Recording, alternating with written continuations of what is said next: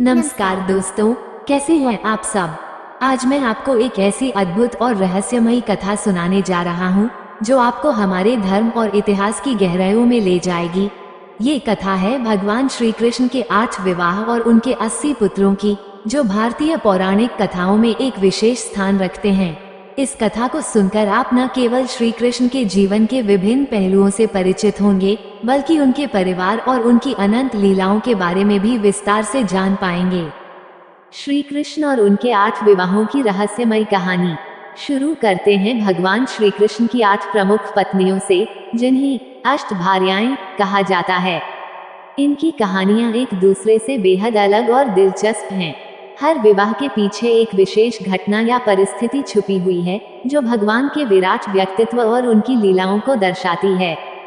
1. रुक्मिणी, साक्षात लक्ष्मी का अवतार। सबसे पहले बात करते हैं रुक्मिणी की, जो विदर्भ राज्य की राजकुमारी थीं और साक्षात देवी लक्ष्मी का अवतार मानी जाती थीं। उनका श्री कृष्ण से विवाह बहुत खास है।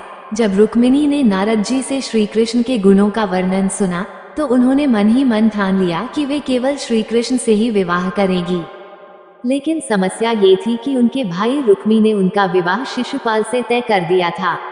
अब इस स्थिति से रुक्मिणी को कैसे निकाला जाए? तो यहाँ पर श्री कृष्ण ने नायक की भूमिका निभाई और विवाह से एक दिन पहले रुक्मिणी का हरण कर उन्हें द्वारका ले गए। दोस्तों, इस घटना को एक तरह से प्रेम और समर्पण की पराकाष्ठा कहा जा सकता है, जहां भगवान ने अपने प्रेमिका के लिए समाज और परिवार के बंधनों को भी तोड़ दिया। रुक्मिणी से श्री कृष्ण को 10 पुत्र प्राप्त हुए, जिनमें से प्रद्युम्न सबसे प्रमुख थे। प्रद्युम्न का स्वयं का भी एक अलग ही महत्व है, क्योंकि उन्हें भविष्य का कामदेव माना गया है। प्रद्युम्न की कथा भी बहुत रोचक है, जब उनका बचपन में ही अपहरण हो गया था और उन्हें मायावी शक्तियों से बचाया गया। 2. जाम्बूती, वृक्षराज जाम्बवन की पुत्री। इसके बाद बारी आती है जाम्बूती की। उनकी कथा एक अद्वितीय युद्ध से जुड़ी है, जहां श्री कृष्ण और वृक्षराज जाम्बवन के बीच मणि को लेकर घमासान हुआ। ये मणि, जिसे स्यमंतक मणि कहा जाता है, काफी विवाद का कारण बनी थी। श्री कृष्ण पर इस मणि को चोरी करने का झूठा आरोप लगाया गया था। जाम्बवन ने इस मणि को चुराकर अपनी गुफा में रख लिया था। श्री कृष्ण ने इसे वापस पाने के लिए जाम्बवन से युद्ध किया, लेकिन जब जाम्बवन ने पहचाना कि श्री कृष्ण वास्तव में भगवान विष्णु के अवतार हैं, तो उन्होंने न केवल मणि लौटाई, बल्कि अपनी पुत्री जाम्बूती का विवाह भी भगवान से कर दिया। जाम्बवती के 10 पुत्रों में से सांब का नाम बहुत प्रमुख है। सांब की कथा भी बहुत महत्वपूर्ण है, क्योंकि वो भगवान शिव का परम भक्त था और उसने महाकाल की कृपा से कई अद्भुत शक्तियां प्राप्त की थीं। 3. सत्यभामा, साहसी और दृढ़ महिला। सत्यभामा, जो मणि विवाद के बाद श्री कृष्ण की तीसरी पत्नी बनी, अपने साहस और दृढ़ता के लिए जानी जाती थी। वो सत्राजित की पुत्री थी और उनका विवाह श्री कृष्ण से तब हुआ जब सत्राजित ने अपने किए का प्रायश्चित करते हुए श्री कृष्ण को दोषमुक्त घोषित किया। सत्यभामा सिर्फ एक पत्नी नहीं थी, बल्कि उन्होंने कई युद्धों में भी श्री कृष्ण का साथ दिया। जब भगवान ने नरकासुर का वध किया, तब सत्यभामा भी उनके साथ थी। उन्होंने नरकासुर का सिर काटने का साहस दिखाया था और इसी वजह से उन्हें देवी का दर्जा भी दिया जाता है। सत्यभामा से भी श्री कृष्ण को 10 पुत्र प्राप्त हुए, जिनके नामों में भानु विशेष रूप से प्रसिद्ध था। भानु एक महान योद्धा बने और उन्होंने अपने राज्य का विस्तार किया। 4. सत्या, नग्नजिति, वीरों की कथा। सत्या, जिन्हें नग्नजिति भी कहा जाता है, का विवाह अपने आप में एक चुनौती भरा कार्य था। उनके पिता ने शर्त रखी थी कि जो भी क्षत्रिय 7 बैलों को काबू कर लेगा, वही सत्या का पति बनेगा।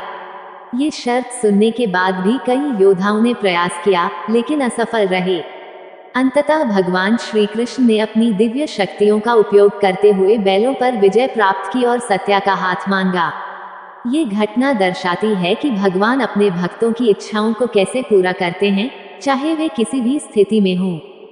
सत्या से भी भगवान को 10 पुत्रों की प्राप्ति हुई, जिनमें वीर और अश्वसेन प्रमुख थे।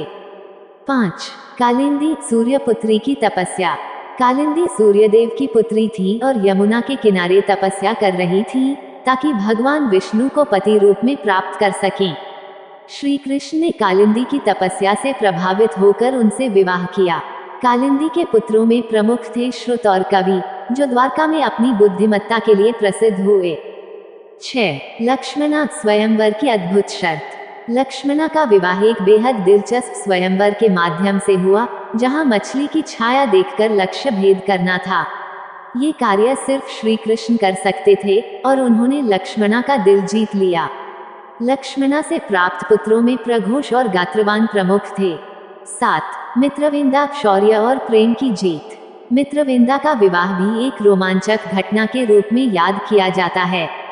उनका भाई, जो दुर्योधन का मित्र था, इस विवाह के खिलाफ था, लेकिन श्री कृष्ण ने मित्रविंदा का हरण किया और उससे विवाह कर लिया।